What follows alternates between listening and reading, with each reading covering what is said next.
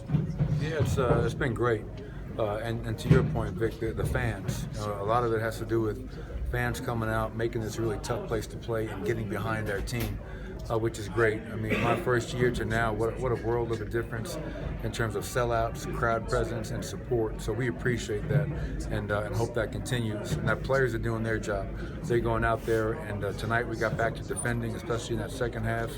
The ball was flying around. We took care of it. 29 assists. Only 9 turnovers. Jokic gets a triple-double.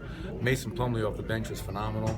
So it was just another really good home win against a team that embarrassed us in LA. So it's good to get that game back. I wanted to ask you about your centers. Not only Joker with his triple-double, but Mace 17, 12, and 5. Is there a better center combo in the league? Not in my opinion. I mean, Mason was a starter on a playoff team, and I've said this many times. It speaks to his really, just his selflessness about understanding that I'm not a starter, but I got to do everything I can to help this team.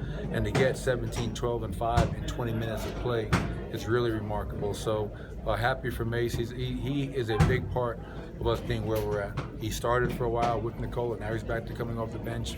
And whatever you ask Mason Plumlee to do, he does, and he does it well, and he does it very, very hard. Every night it's a different piece of art from Nicola. Tonight it was the LeBron Kobe off the backboard hit. Have you ever seen that in practice? Has he pulled that out before? Well, before we say LeBron and Kobe, I told him on the bench, every time I've seen somebody use that trick, they've gone up and dunked it. So I wouldn't put him up there with those guys, but I thought his pass to Jamal Murray, I mean, he could play for NFL teams the way he passes the ball, his vision.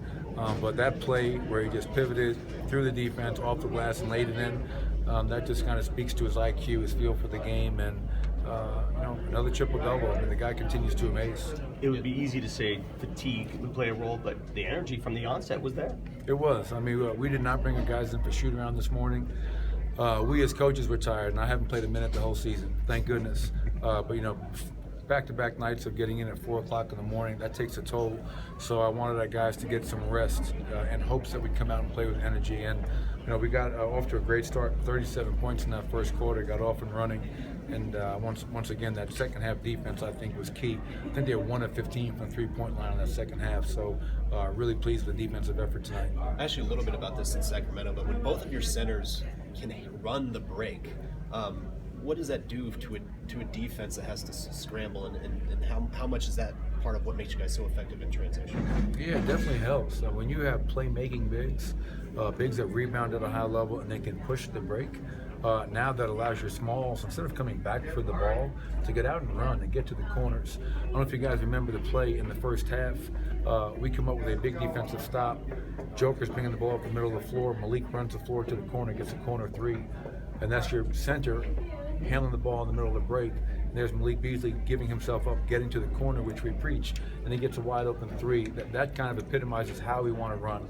And when your bigs rebound like that, everybody else can get out and run, put pressure on the rim, and spot up for 3s. We've seen you guys take your foot off the pedal a little bit in the past recent games when you guys build big leads. What was the difference tonight, and how do you think you handled the big lead? I thought the bench was fantastic. I thought Monte made big play after big play. I thought Mason was great. Trey didn't shoot the ball great, but I liked how aggressive he was. So Wancho came in and did his thing. And then other guy, Malik Beasley played really well. He shot it. He had 5 assists tonight. So a lot of guys you can tell that their games are maturing. They're improving. They're no longer just, hey, I'm in here to guard and make shots. Malik has now added the ability to make plays off the bounce and make plays for his teammates, which is a big improvement for him. So happy for him. But I think as you get healthy and you have other guys off the bench, we're a deep team. And so you build a big lead and you don't get soft with success. You stay with what got you there, and you're allowed to stay with it. But that's a good team over there. So to get this game back, once again, we gave up 132 in LA. We gave up 80 in the paint. We gave up 27 on the glass. I texted each and every one of our players yesterday and reminded them about that game. And it was definitely on their minds tonight, and we got that game back, which is great to see. You've talked about the mental side of the game with Malik a lot this year. Can just more reps, and now he's started 2 games, and more minutes help improve that aspect of his game more and more?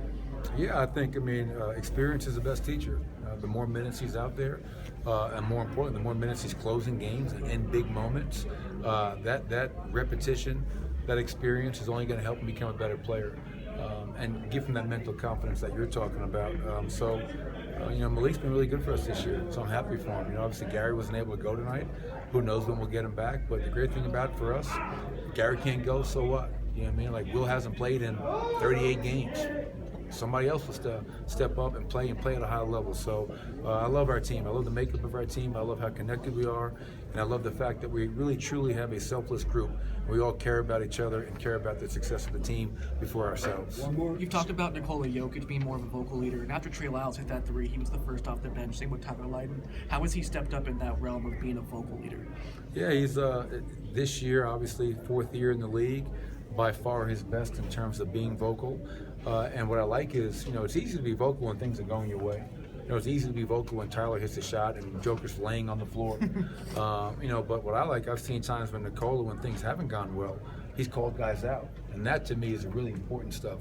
When things aren't going well, when guys aren't doing their jobs, having the courage to call people out and do it in a manner where it's not personal. This is a business. You have a job to do, you must do your job. And obviously, we always talk about, before I call anybody out, make sure I'm doing my job. And obviously, most nights Nikola is. So his confidence and his voice has really grown, and he's getting more and more comfortable with it. When you text your players, coach, do you use emojis? No, I'm not a big emoji guy. I really don't know how to do all that stuff. We got some guys on our staff, I won't mention any names, but he used to be a former Nugget, who uses what they call bitmojis. Is that what it is? You're talking to the wrong guy here. He uses this thing where the guy on the screen looks just like him in a Nuggets uniform, and his last name rhymes with snowing. Okay. Thanks, coach.